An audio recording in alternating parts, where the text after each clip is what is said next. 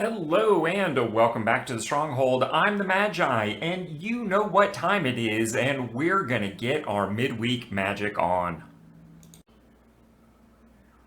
This week's midweek magic can be one of the toughest every season. Making a constructed deck using only the cards from the most recent release. Well, usually there's only one plan, but this particular season is a little different, and that's why this week I've got 3 different budget plans for you, and I nearly guarantee you're going to fit into one of those. But before we get into all that, allow me to do the awkward thing and promote the channel. A while back, one of my viewers was kind enough to point out that we are the only channel putting out timely midweek magic content. So be sure to subscribe right here at the Planeswalker Stronghold for all of your future midweek magic needs, because we will be bringing you a deck list or strategy every single week. So what do you say we put all this aside and just get to that? All right, so let's start things off with a little bit of quick review. If you're trying to put together a reasonably playable theme mechanic deck, you can do it with as little as 1 quick draft and a corresponding jump-in pack. That's really all it takes. If you're looking to put together a little stronger budget deck that maybe has some potential to be upgraded and developed over time, 3 quick drafts will typically build you your first budget deck from a particular set. Your second budget deck comes in with just 2 more drafts, and then at that point 1 more draft will usually get you a 3rd budget deck for your development and consideration. All of these are really simple methods, and once you've done this, you've probably done all your limited play for a particular set. And at that point you open packs, and you can probably continue to tweak your decks and improve them over time. This set, of course, is a little bit different because we've got people that aren't interested in alchemy, and as an extension aren't interested in a Lord of the Rings. And that complicates this week a little bit. So we're going to talk about the 3 budget profiles here and how to best go about getting through this event, depending upon which of those profiles best fits you. All right, so first up, we're going to start with the easy one. I would refer to this as the relaxed budget profile. This is for the people that do like the Lord of the Rings set. They're not bothered by the fact that it's alchemy. And to you, this is just any other set. You're following the plan, you're doing a few jump-ins, you're doing some quick drafts, you're probably holding your packs until you finish all your limited play. But this one shouldn't be too terribly hard for you, just like every other season. What you really want to do is make sure you've done 3 focused quick drafts on a particular mechanical archetype and use the proceeds of those decks to build a very reasonable budget deck to play through this event. This is going to be the easiest category for folks, and while it might not apply to everyone, for those that it does, it's going to be more or less a cakewalk. The second category is for my established players here in the community, meaning that you've been following the plan for a little while, you're on the program, you know the deal. You have scored your 3 free packs because you look in your mailbox at the beginning of the season. You have been playing every day, so you've probably picked up another 7 or so packs off the free side of the Mastery Pass, and you have earned at least 2 packs from your June rank, because you know it's important to play at least 1 constructed game and 1 limited game every single month. You probably had the funds saved up to buy the Mastery Pass on this without needing to do any additional grinding to do so, and that picked you up an additional pack and 1 mythic ICR plus 4 rares that are built around the red and amass orcs concept. If you played a little bit more, you might have picked up a 2nd mythic and maybe even a 2nd pack off the Mastery Pass, but we're going to keep it to the minimum here. And as an established player, you have probably found a way to pick up an additional 6 packs from the pre-release codes, giving you 19 packs, an additional mythic, and 4 additional rares to work with. Now, for an established player, this is going to feel a lot like opening the world's biggest sealed pool. So instead of opening 6 packs, you're opening 19 plus and have a few extra cards to boot. And instead of building a 40 card deck, you're trying to build into 60. And in that situation, of course, you should very much think of it as a very large sealed pool. Look at your bombs, look at your high synergy cards, and build towards those.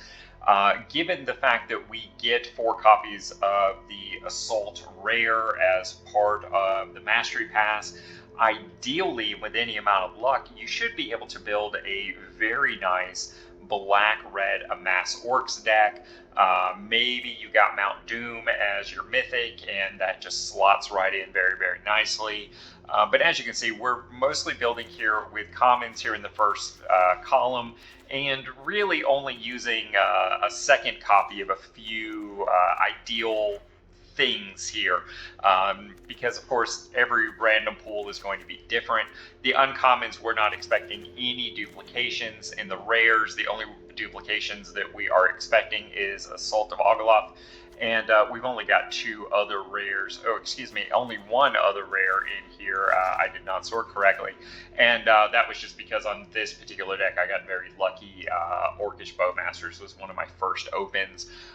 It's a great card, but if you don't have it, this deck still has a very good archetypal mechanical synergy going on and is worth looking into. Now, before we move into the third budget category, one strategy that I think everyone should be aware of and potentially consider is the uncommon Nazgul. Not only is this just an absolute powerhouse uncommon, once you own 4 copies of this card, you can put 9 copies in your deck. And if you're stretching to try and come up with a deck for this event, this might be a decent consideration here. Particularly if you stumble into 2 or 3 copies, it might be very worthwhile to invest 1 or 2 uncommon wild cards into this event, and not only have 9 cards to fill out your deck with the Nazgul, but then be able to win 2 rare or better ICRs as a bit of a tricky upgrade there. Following this sort of strategy could lead you in a direction very much like this, where you have a mostly black deck built around the Wraiths, primarily the 9 copies of Nazgul. I've included 1 copy of the Witch King of Angmar. Maybe you got lucky with that with your mythic ICR, and then a rare copy of Ring Wraith. Everything else on the left-hand side of the lands here is commons in the first column and uncommons in column 2, and then a single copy of One Ring to Rule Them All. Again, maybe you lucked into that. I actually had one account that got 2 copies of that just at random. But all of these cards over here either allow the ring to tempt you or benefit from the ring tempting you, like the Wraiths. The 7 cards over here on the other side are just generically good commons and uncommons to help you fill out the deck. And, well, I haven't played this, obviously. There's a lot of holes in this, at least in this particular collection. But this should be a pretty solid strategy to go in and make a solid attempt at this event. All right, so the last category, of course, is for the really hardcore free-to-play players this season. In this category are folks like yourself that maybe are not into Lord of the Rings. They don't like alchemy. They don't want to put resources into doing limited events in sets they don't like. These folks are going to have the 3 packs from the code, the 7 packs or so if you're playing every day off the free side of the Mastery Pass, Seasonal Pass, and 2 packs from your June rank if you're following the plan. And that is going to give you just 12 packs to run this event. And if you do some quick math to build a 36 card deck and only be able to use 40% of your cards to make it a 2 color deck, you are looking at a needed 11.25 packs. So you are coming in just over the wire here to be able to theoretically build a deck. While you can theoretically build a deck of any two colors, the odds are not more than one or two of these is even going to be approaching good. So this one is going to be the toughest of the three. So now let's talk about exactly what I mean that just having 12 packs is going to be a tough challenge for this event. On this account, I have opened exactly 12 packs. And as you can see from the color breakdowns here, you can take basically any two of these colors and make a 36 card deck. The only two that would be problematic would be a black and green. I don't know, what is that? I guess blue in either of those is going to be pretty tight unless you can really come into these colorless. And of course, these don't count things like gold cards that may not work in every single combination. But certainly blue, white, and red base combinations should be really quite easy. And maybe even, depending upon what we got in green, you might be able to splash there into a third color. And this is that complication that I was talking about when you get into those gold cards. Because for instance here I've got 4 red cards that only work in a specific color combination. Similar with blue here, we've got 5 cards that only work in a particular color combination. Make that 7 actually. Boy, what a lucky pick for this event. Tom Bombadil. Almost completely useless in Lord of the Rings Constructed because there's just not much in the way of sagas, at least not of any real importance. When we expand out to the broader strokes here, and let's look at some of the keywords like human, not humans. And as you can see here, like any color combination like white and red, it's only going to yield you like 8, maybe 9 playable cards, which means about a quarter of a deck. Let's see, how does food do? Even worse. Not great there. There we're only looking at 6. Let's say a mass. Again, if we were to go 3 colors, we'd be looking at 10, 11, 12, 13 cards. If we were to drop one of the smaller colors, we'd be looking more at like 10. Or still not wonderful to say the least. Let's see, what are some of the other decent keywords? Let's look at tempt. What do we get on that? Now there's actually quite a lot, but again, it's spread across all 5 colors. And if you were to really use the ones that are most notable, like the red-green together, you're still only looking at what is that, 7, 8, 9 cards. So what I'm trying to get at here is you're not going to be able to build a highly synergistic, mechanically driven deck the way we normally try and do as budget players. Instead, you're going to have to look at your individually most powerful cards, like for black, Easterling Vanguard, Dunbar Crimen, Mordor Trebuchet. What else have we got in here that's pretty darn good? I mean, obviously things like rares and mythics, those are always going to be powerful if you have the support cards to make those decks work. Similarly, Gothmog, the Morgul Lieutenant, pretty good in a Mass Orcs deck. And you know, when you look at those mechanically powerful individual cards and you build a deck around that, let's say you're able to pick up another 9 cards.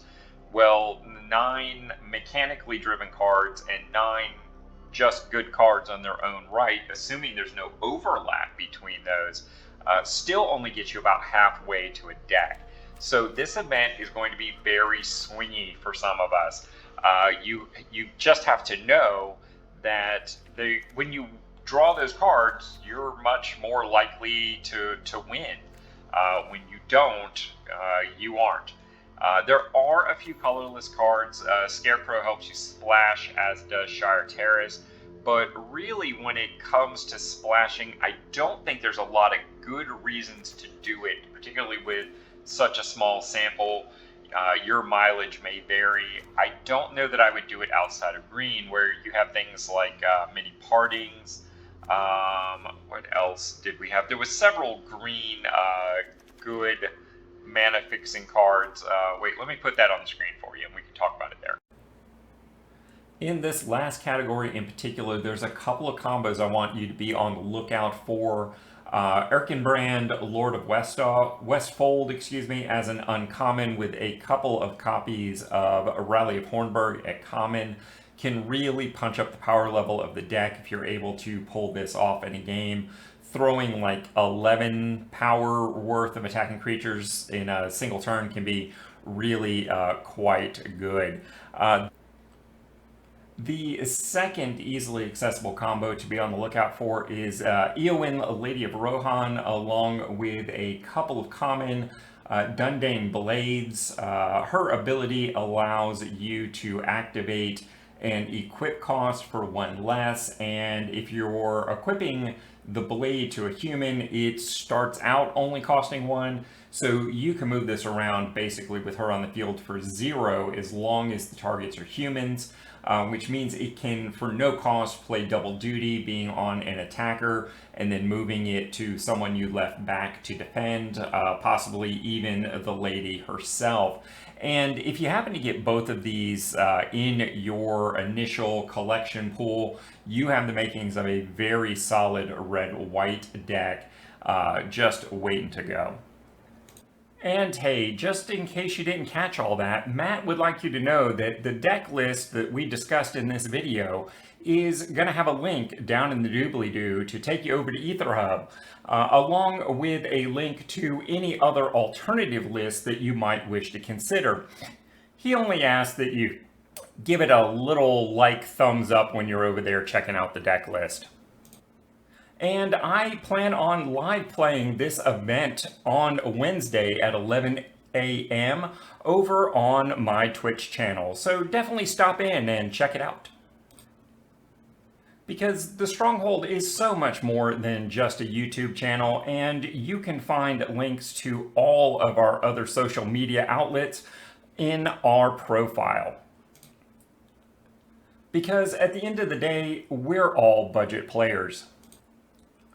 And as a community, we're stronger together. So like, comment, subscribe, follow, do all those things to show a little love. It's appreciated more than you know.